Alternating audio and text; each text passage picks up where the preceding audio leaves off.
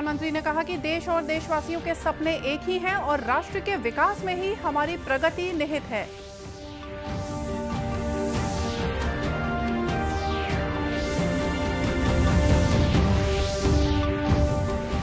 प्रदेश में त्रिस्तरीय पंचायत चुनाव के तहत आज हो रहा है मतदान।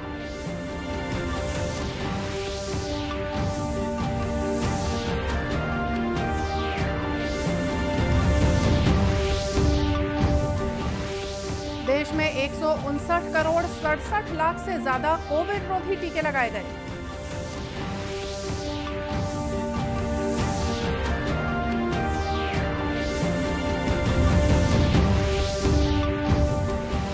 और प्रदेश के माओवाद प्रभावित इलाकों में विकास कार्यों में तेजी लाने के लिए सुरक्षा दे रहा है बीएसएफ। साथ ही बेरोजगार युवाओं को भी कर रहा है प्रशिक्षित।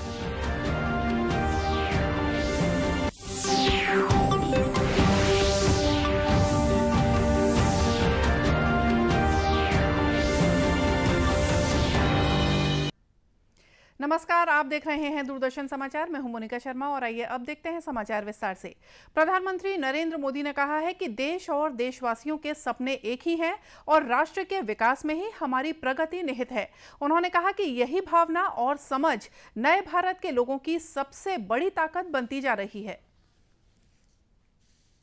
ब्रह्मा कुमारी संस्था के द्वारा आजादी के अमृत महोत्सव से स्वर्णिम भारत की ओर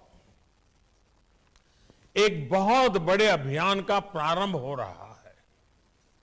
इस कार्यक्रम में स्वर्णिम भारत के लिए भावना भी है, साधना भी है। इसमें देश के लिए प्रेरणा भी है और ब्रह्मा कुमारियों के प्रयास भी हैं। मैं देश के संकल्पों के साथ, देश के सपनों के साथ निरंतर जुड़े रहने के लिए ब्रह्मा कुमारी परिवार का बहुत बहुत अभिनंदन करता हूं। प्रधानमंत्री ने आज वीडियो कॉन्फ्रेंस के माध्यम से राष्ट्रीय स्तर पर आजादी के अमृत महोत्सव से स्वर्णिम भारत की ओर कार्यक्रम को संबोधित करते हुए ये बात कही। प्रधानमंत्री ने कहा कि देश को सबके सहयोग की अपेक्षा है। उन्होंने एक ऐसी प्रणाली विकसित करने की जरूरत पर जोर दिया जो भेदभाव रहित हो और समानता और सामाजिक न्याय की नींव पर खड़ी हो। प्रधानमंत्री ने कहा कि आने वाले 25 साल कड़ी मेहनत, त्याग और तपस्या के होंगे। देश आजादी का अमृत महोत्सव मना रहा है, तो ये हमारी जिम्मेदारी है कि दुनिया भारत को ठीक से जाने। राष्ट्र निर्माण में कर्तव्यों के महत्व का जिक्र करते हुए प्रधानमंत्री ने कहा कि लोगों ने केवल अधिकारों के बारे में बात की और पिछले 75 वर्षों में अपने अधिकारों के लिए संघर्ष किया। लोग देश को कर्तव्य के पथ पर आगे ले जाएंगे तो देश जरूर ही नई ऊंचाइयों को छुएगा और समाज में व्याप्त बुराइयों का अंत होगा। त्याग, तप, तपस्या के 25 वर्ष हैं। सैकड़ों वर्षों की गुलामी में हमारे समाज ने जो गंवाया है, ये 25 वर्ष का कालखंड उसे दोबारा प्राप्त करने का है। इसलिए आजादी के इस अमृत महोत्सव में हमारा ध्यान भविष्य पर ही केंद्रित होना चाहिए। प्रधानमंत्री ने ब्रह्म कुमारी संस्था द्वारा आजादी का अमृत महोत्सव के प्रति समर्पित साल भर चलने वाले कार्यक्रमों का शुभारंभ किया। साथ ही उन्होंने ब्रह्म कुमारी संस्था के 7 कार्यक्रमों का भी उद्घाटन किया। प्रदेश में त्रिस्तरीय पंचायत, आम और उप निर्वाचन के तहत आज शांतिपूर्ण ढंग से मतदान कराया जा रहा है। मतदान के दौरान कोरोना संक्रमण से बचाव के लिए कोविड गाइडलाइंस का पालन अनिवार्य किया गया है। मतदान केंद्रों में सुबह से ही मतदाताओं की कतारें लगी रहीं। पंचायत चुनाव में इस बार 1288 उम्मीदवार चुनाव मैदान में हैं। जिला पंचायत के 3 पदों के लिए 12, जनपद सदस्य के 27 पदों के लिए 88, सरपंच के 152 पदों के लिए 4 455 और पंच के 330 पदों के लिए 733 उम्मीदवार शामिल हैं। राज्य निर्वाचन आयुक्त ठाकुर राम सिंह ने रायपुर जिले की आरंग जनपद के मतदान केंद्र का निरीक्षण किया। प्रदेश के अधिकांश मतदान केंद्रों में दोपहर 1 बजे तक 50% से ज्यादा वोट डाले जा चुके थे। राजनांदगांव जिले में भी पंचायत उपचुनाव के तहत जनपद पंचायत सदस्य, सरपंच और पंच के रिक्त पदों के लिए मतदान कराया जा रहा है। राजनांदगांव जिले के सहायक रिटर्निंग ऑफिसर चितेश कुमार देवांगन ने बताया कि मतदान के लिए सुबह 7 बजे से दोपहर 3 बजे तक का समय निर्धारित किया गया था। मतदान के तुरंत बाद मतगणना और परिणामों की घोषणा की जाएगी। पनेका में सरपंच और पंच पद एक वार्ड क्रमांक के लिए पंच पद के लिए निर्वाचन चल रहा है। सुबह 7 बजे से वोटिंग चालू है और 3 बजे तक चलना है। उसके बाद फिर मतगणना की जाएगी। अभी तक लगभग 9 बजे सुबह 9 बजे तक 21% मतदान हो चुका है सरपंच और पंच पद के लिए। ग्राम पंचायत पनेका के मतदान केंद्र में भी मतदाताओं में मतदान के प्रति काफी उत्साह देखा गया। मतदाताओं ने बताया कि गांव के विकास के लिए वे वोट डालने आए हैं। पंचायत पनेका में सरपंच पद हेतु जो भी है उम्मीदवार अच्छा जो कर्मठ है, जो सोच विचार कर रहा है, वो अपना सहसिलता जैसे है, जिसको मान्य है उसको जीतना है, जिस पे अपने देना है, तो उनको वोट दिए हैं। गाँव का विकास हो, उद्धार करे, अच्छा से मतलब विकास सारो मतलब ये करे, ये इसीलिए हम लोग वोट देने आए हैं। वहीं कांकेर जिले में भी 25 सरपंच और 197 वार्ड पंच के निर्वाचन के लिए मतदान कराया जा रहा है। मतदाता कोरोना प्रोटोकॉल का पालन करते हुए अपने मताधिकार का उपयोग कर रहे हैं। 2 गज की दूरी के परिपालन में मतदान केंद्रों के बाहर गोले बनाए गए थे, जहां मतदाता खड़े होकर अपनी बारी का इंतजार करते रहे। राष्ट्रव्यापी टीकाकरण अभियान के तहत देश में अब तक 159 करोड़ 67 लाख से ज्यादा कोविड रोधी टीके लगाए जा चुके हैं। कल देश में कोरोना संक्रमण के 3,17,532 नए मामले सामने आए। इसके साथ ही कोरोना से स्वस्थ होने की राष्ट्रीय दर 93.69% हो गई है। वहीं 9,287 लोगों में कोरोना के नए वेरिएंट ओमिक्रॉन की पुष्टि हुई है। इधर छत्तीसगढ़ में भी कोरोना से बचाव के लिए टीकाकरण अभियान जोर शोर से जारी है। प्रदेश में अब तक 3,36,70,000 से ज्यादा टीके लगाए जा चुके हैं। इनमें 2,02,86,000 से ज्यादा लोगों को टीके की पहली खुराक और 1,32,47,000 से ज्यादा लोगों को टीके की दोनों खुराकें दी गई हैं। इस बीच प्रदेश की पॉजिटिविटी दर 10.30% पर पहुंच गई है। कल प्रदेश में कोरोना संक्रमण के 5,625 नए मामले सामने आए। प्रदेश के 7 जिलों बीजापुर, बस्तर, दंतेवाड़ा, बलौदाबाजार, बेमेतरा, बलरामपुर और कबीरधाम में पॉजिटिविटी दर 5% से कम रही। छत्तीसगढ़ में नक्सल समस्या के समाधान के लिए सीमा सुरक्षा बल बीएसएफ की तैनाती की गई है।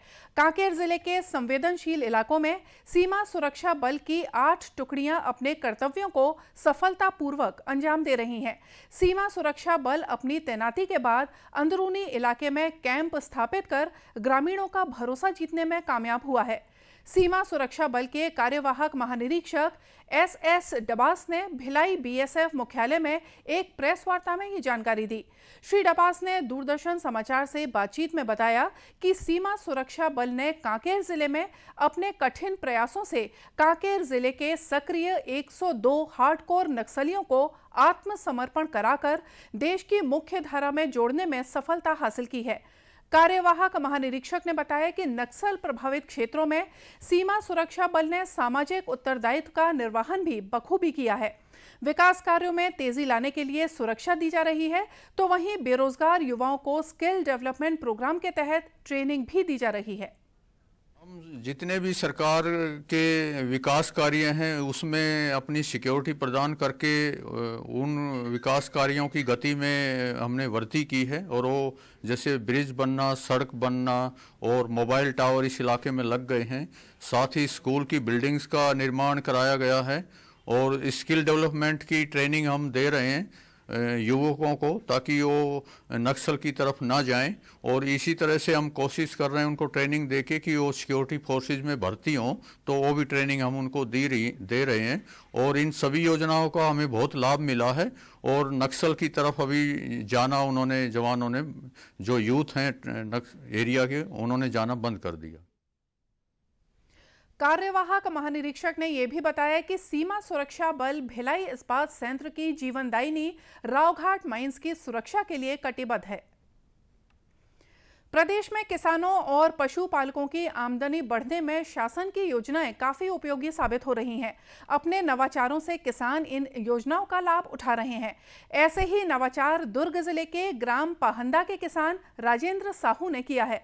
गोधन न्याय योजना के तहत उन्होंने गोबर बेचकर 54,000 रुपए इकट्ठा किए। उन्होंने क्रेडा की मदद से घर में गोबर गैस प्लांट भी लगवा लिया है। राजेंद्र ने बताया कि घर का खाना इसी गैस प्लांट से तैयार होता है और ये सब केंद्र और राज्य शासन की योजना के तहत मिले अनुदान से संभव हो पाया है।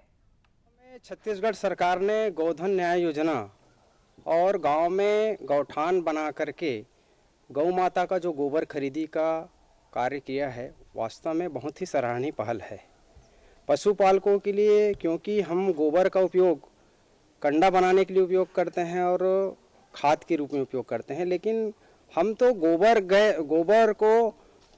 गैस के रूप में उपयोग कर रहे हैं। अपने पीछे जो गोबर गैस का प्लांट बना हुआ है 3 घन मीटर का, ये शासन के सहयोग से बना हुआ है। इसमें 56,000 रुपये का खर्च है और 26,000 केंद्र सरकार और राज्य सरकार दोनों मिलकर के सहयोग कर रहे हैं। गोबर गैस से खाना पकाने वाली नंदिनी साहू कहती हैं कि गोबर गैस से खाना तो जल्दी पकता ही है, साथ ही इसमें किसी तरह का खतरा भी महसूस नहीं होता। गोबर गैस से करीब 2 साल से खाना बना। क्या फायदा है इससे? इससे खाना जल्दी बनता है और ये में खतरा के कोई है नहीं, शिकायत नहीं है। और इसी तरह शासन की योजनाओं का लाभ और किसानों का नवाचार उनकी आर्थिक उन्नति के मार्ग को प्रशस्त करता है। केंद्र सरकार इन दिनों आजादी का अमृत महोत्सव मना रही है। 75 सप्ताह तक चलने वाले इस कार्यक्रम के दौरान हम आजादी के जननायकों से नई पीढ़ी को परिचित कराते हैं। आजादी के सफर में आज हम बात करेंगे स्वाधीनता सेनानी खान अब्दुल गफ्फार खान के बारे में।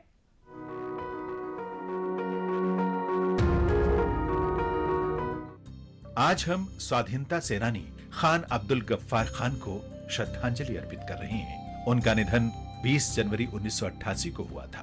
हिंदू मुस्लिम एकता के समर्थक अब्दुल गफ्फार खान महात्मा गांधी के प्रमुख अनुयायी थे। उन्हें सीमांत गांधी के नाम से भी जाना जाता। ब्रिटिश भारत के नॉर्थ वेस्ट फ्रंटियर प्रोविंस में पख्तूनों के प्रमुख नेता गफ्फार खान रॉलेट एक्ट के विरोध के दौरान 1919 में राष्ट्रीय आंदोलन में शामिल हुए। 1920 में वे खिलाफत आंदोलन में शामिल हुए। 1921 में उन्हें नॉर्थ वेस्ट फ्रंटियर प्रोविंस की जिला खिलाफत कमेटी का अध्यक्ष निर्वाचित किया गया।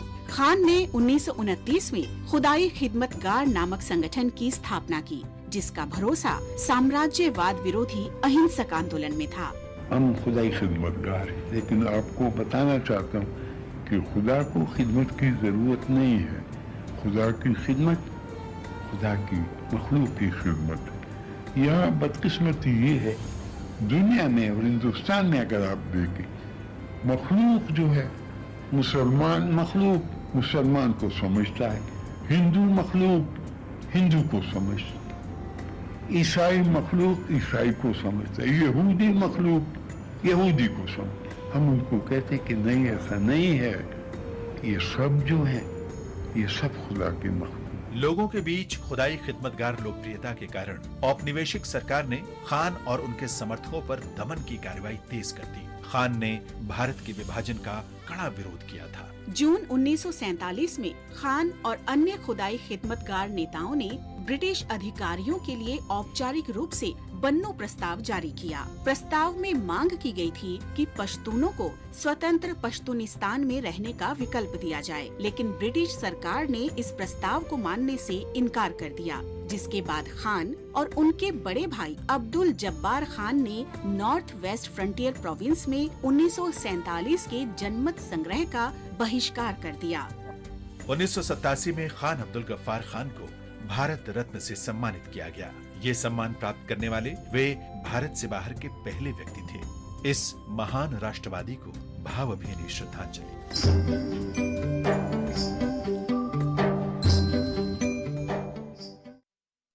और इसी के साथ ये समाचार बुलेटिन यहीं समाप्त हुआ। नमस्कार।